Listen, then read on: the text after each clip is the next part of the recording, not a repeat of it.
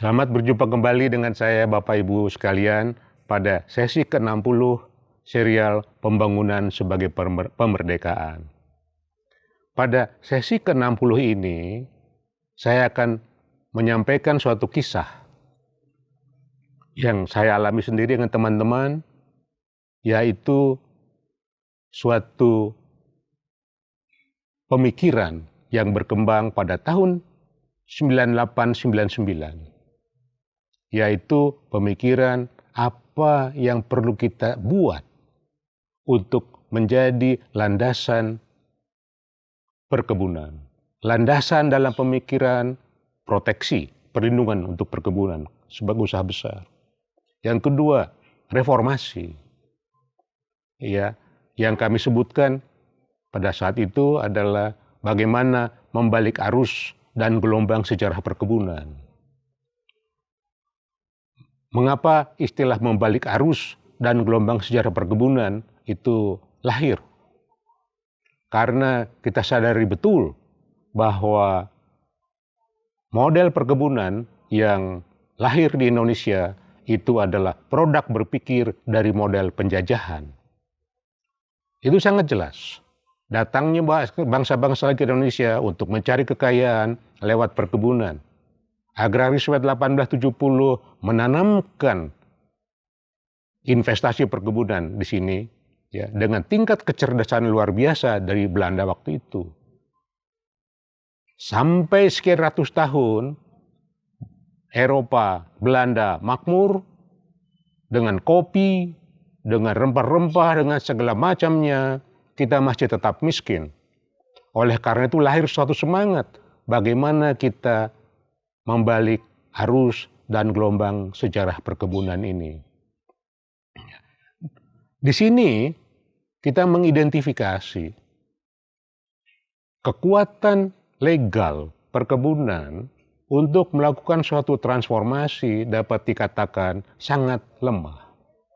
Kalau perikanan ada undang-undang perikanan, peternakan ada undang-undang peternakan katakanlah, kehutanan ada undang-undang pokok kehutanan, perkebunan tidak ada.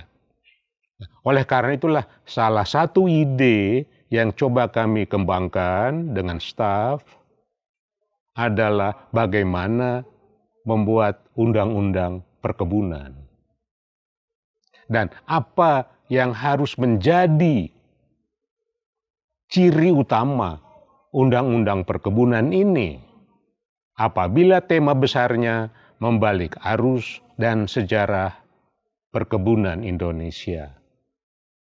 Di situ lahir nanti pasal 4, di situ ada fungsi ekonomi, sudah jelas, fungsi ekologi juga sudah jelas, dan yang ketiga fungsi sosial budaya, yaitu perekat pemersatu bangsa. Alhamdulillah, dalam undang-undang perkebunan ini ya terwujud pasal 4 ini. Ya, yaitu fungsi sosial budaya perkebunan sebagai perekat pemersatu bangsa. Dalam Undang-Undang Nomor 18 lahir itu. Cerita berikutnya nanti sangat disayangkan pada revisi undang-undang ini pasal 4 hilang, tidak ada lagi. Jadi kita tidak punya pegangan lagi selevel undang-undang untuk menanamkan nilai-nilai apabila mau membangun perkebunan harus memenuhi kriteria sebagai perekat pemersatu bangsa. Bapak Ibu sekalian, apa artinya dalam tataran empiris fungsi ekonomi, ekologi, dan sosial budaya tadi? Pada tataran empiris adalah kita harus bisa mendesain suatu ruang, seperti saya istilahkan pada sesi berikut sebelumnya, yaitu seperti ikan dengan air. Suatu kolam yang terdiri atas dunia usaha, petani, masyarakat, yang hidup harmonis, tidak menciptakan konflik lagi. Itulah pekerjaan kita bersama-sama.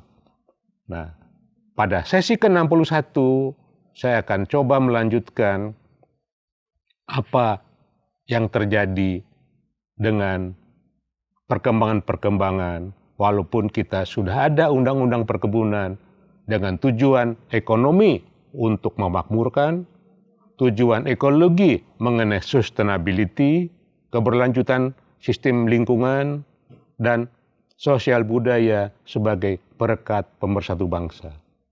Demikian, terima kasih atas perhatian Bapak Ibu sekalian.